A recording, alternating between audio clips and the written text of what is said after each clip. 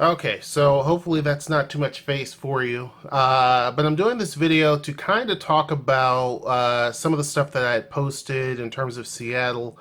I guess, one of the things that people ask about is what the channel is all about. It's obviously about HershNoeie. We talk about various different things from, our family life to life here in Seattle and things like that. But this is going to talk more specifically about Seattle and some of the things that I've actually posted. And I think that some people are a little bit concerned or afraid of moving to Seattle for different reasons. Let me first say that I like to, I guess you can consider some of the information I'm giving as alternative news in a way because I provide what someone says, whether it's the Seattle Times or Puget Sound Business Journal or whatever, and then I give my opinion. A lot of times I don't show what these news publications print. I just kind of talk about it. The only reason why I started showing them is because people would challenge it and say, I don't think it's that high. Now, whether or not it is indeed that high, in terms of different things or the facts are actually there, I don't really know because I'm going to be honest. I don't go and do a tremendous amount of research on a lot of things, but I give my opinion on some of these topics that are brought up. When it does mention that it comes from a government source, there you go.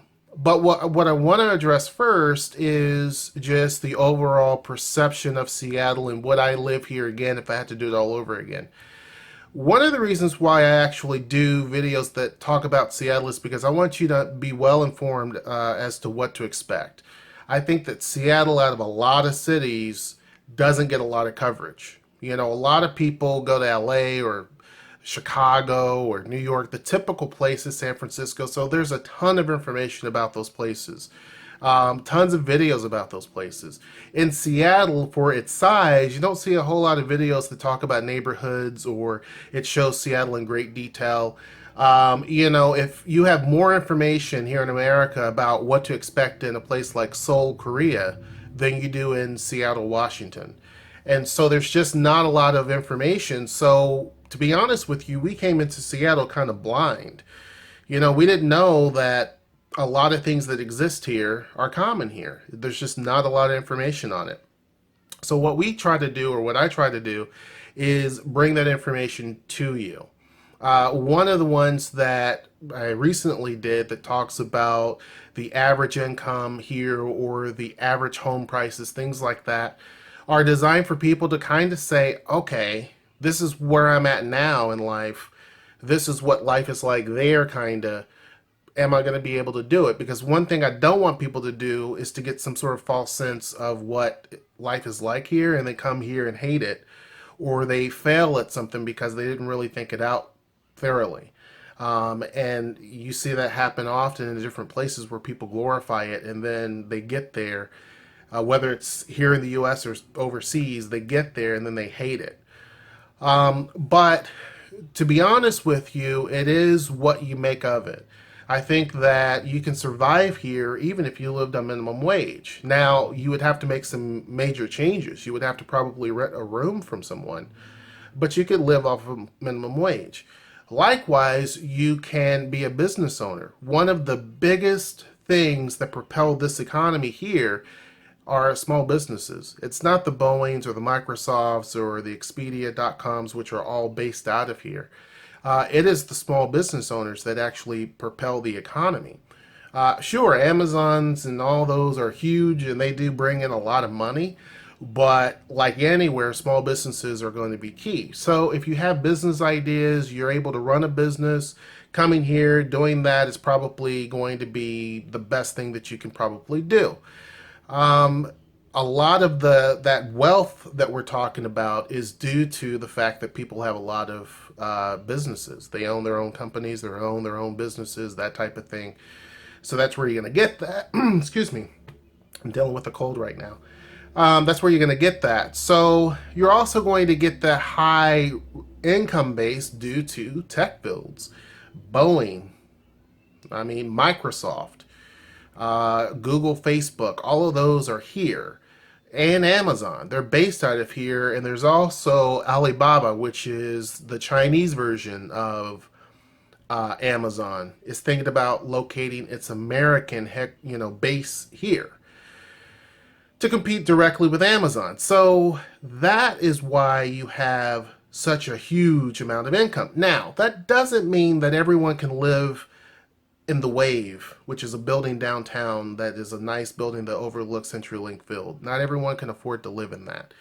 Not everyone can afford to live in some of the posh neighborhoods that are here. But that doesn't mean that you can't actually afford to live here. That doesn't mean that the housing is so expensive or that the pay is such that you're never going to attain it. It just means that you have to make sure that you do your detailed research on it. Seattle's not the type of city where you just kind of go to it and make it work. When I moved from Bowling Green, Kentucky to Indianapolis, I didn't have a job. And when I moved there, my uncle lived there. And for me to get an apartment with my ex at the time, for us to get that apartment, he had to say that I worked for him, because he had his own business, which wasn't true.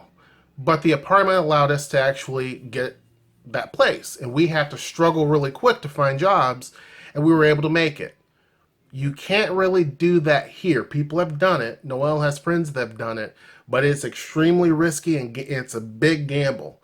You're competing with people, especially when you're talking about incomes that, I don't know, start off as little as $50,000 a year up to about $80,000 a year. That's when you're talking about people who either at least bare minimum have a bachelor's degree on up. And you're competing with people who have a lot of experience and they have really advanced professional degrees. That is one thing I could definitely say. Seattle supposedly has the highest number of college graduates of any other place in the country. So you're competing with those types of things, and that's why they command a much higher salary. But that's not to say that you're not going to be able to truly make it here. I think the best advice that you can do is obviously research, find the best location to live here in the city. I mentioned Tacoma a lot of times because a lot of that you can kind of avoid by living in Tacoma. You can work in Olympia, live in Tacoma, still have a kind of a big city vibe. You're not too far from Seattle, and wages there are not so bad. That's the way a lot of people are doing. I hate to say it because then people flood into Tacoma and then it kind of drives up the prices.